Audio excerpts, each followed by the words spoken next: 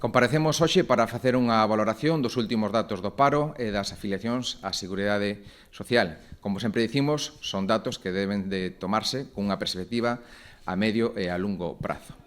Hoxe temos en Galicia 111.572 persoas no paro, é dicir, máis de 10.000 persoas menos que fai un ano. Isto sitúanos cunha porcentaxe dun 8,35%, é dicir, 2 puntos máis que a media estatal. Por lo tanto, somos a segunda comunidade española con mellores resultados interanuais no descenso do desemprego. A nivel mensual, temos un descenso de 1,6%, é dicir, somos a primeira comunidade española con un maior descenso do desemprego con respecto ao mes anterior. Xeográficamente tamén temos moi bons resultados. Descende o paro nas 4 provincias e tamén nas 7 grandes cidades galegas. E por sectores, donde maior descenso atopamos é no sector primario, no industrial, na construción e tamén no sector servicios.